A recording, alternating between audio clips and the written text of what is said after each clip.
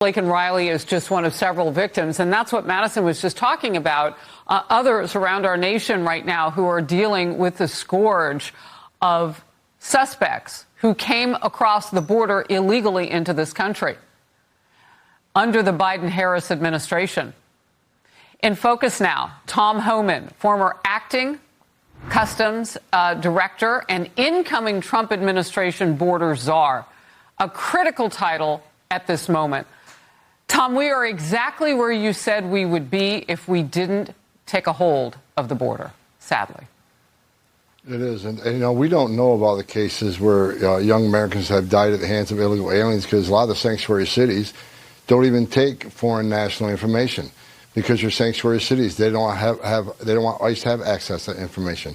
So it's much worse than we imagine. And here's this guy, and I want people to think about this, especially these Democratic mayors and governors who said they're going to put roadblocks in what I'm trying to do when I come in as a border czar. Go talk to Laken Riley's parents. Sit in this trial. Listen how this young girl fought for her life. She didn't want to die. She fought to survive. She fought for her last breath. He destroyed her phone when she called for help. Put yourself in her shoes. Put yourself in her parents' shoes and tell me you want to put a roadblock up from President Trump trying to remove these criminal threats from the country. It's disgusting. The 17 minutes or more that we learned about in court today, that were talked about in detail, Tom, really do signify exactly what you're talking about. They're calling it a fierce fight. And the DNA evidence and all that has been collected is what they're talking about in detail this morning in court. And I'm just curious, you have been protecting this country. You have been part of what keeps us safe for years. In this particular case, what is most troubling about how this is laid out to you? So this was preventable. This administration came in and unsecured the most secure border we have on purpose. This person was not only released into the United States, he was given a free airline ticket to the city of his choice. He was given free lodging. He was given free food. Right now, his attorney's being paid by the United States taxpayers. They didn't have to do this. We had the most secure border in my lifetime. When President Trump had illegal immigration down 90%, when 90% less people were coming, how many young children weren't getting married by illegal aliens? How many pounds of fentanyl didn't get into the country to kill 250,000 Americans? How many women and children weren't sex trafficked because we're up 600% in that? How many non-suspected terrorists didn't cross the border? This administration came in, opened the border, and all these bad things happen. They need to be held accountable. What they've done is borderline treasonous, in my opinion. And I've met hundreds of angel moms and dads, and every story I'll never forget. And everybody wants to know, why you get so emotional on Fox News? Why do you yell at members of Congress when you testify? Because the things I've seen in my 34 years have made me who I am. I'm sick and tired of the death that's caused by open borders. President Trump's policies, when he locked that border down, he saved thousands of lives. He saved thousands of lives of migrants who make that journey. Joe Biden's over 4,000 migrants have died entering this country. A quarter million Americans. President Trump's policy saved lives at record numbers, not just American citizens, but illegal aliens too. And this administration abolished the whole thing. And now we're stuck with what we're stuck at. All right, I want to go forward and back a little bit. You mentioned the resistance that some of these Democrat governors and leaders are having against what you and President-elect Trump are planning to do. How do you fight that? And how do you then kick these people out of the country? Well, look, I wake up every day and the world's upside down in these sanctuary cities and these left-leaning politicians. They want, all of a sudden, my dad was a cop, my grandfather's a cop, I'm a cop, we're family cops. We're at a situation now where the cops, the ones who want to enforce the law, now we're the bad guys.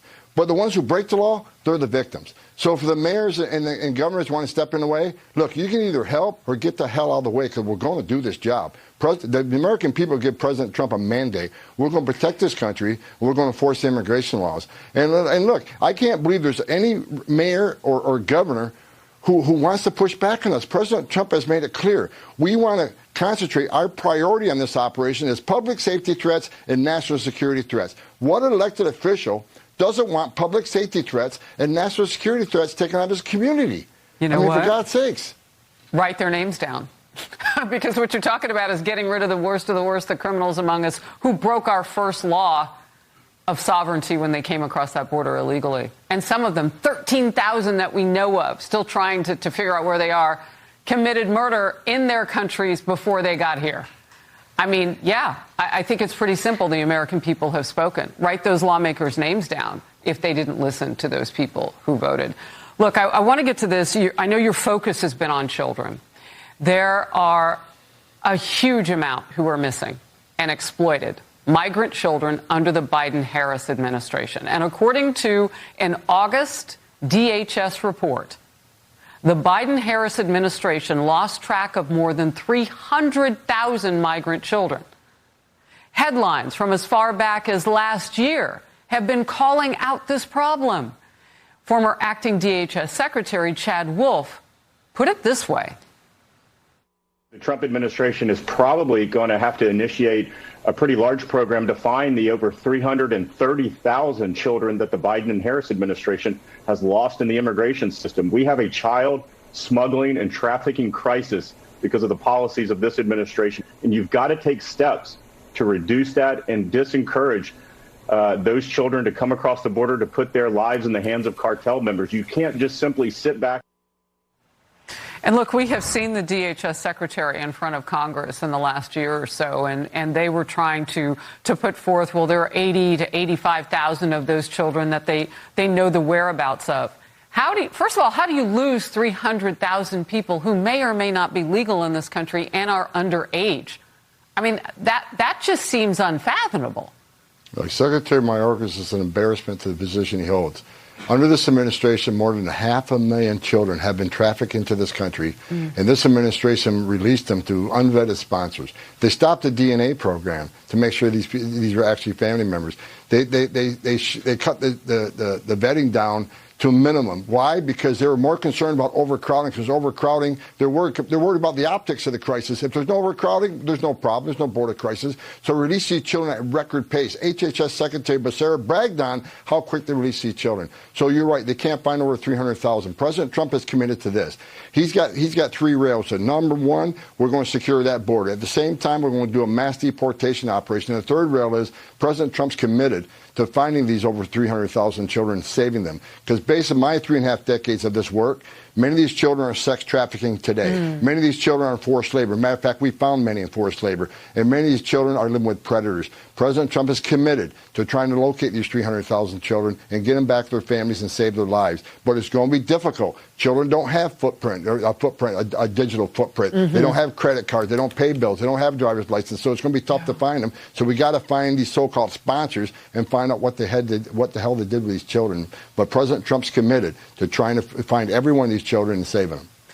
Tom Homan, I know you are. You and I have talked about this on a regular basis. The incoming Border Czar, congratulations on that. I look forward to future conversations as we try to move forward beyond what has happened in this country with these kids.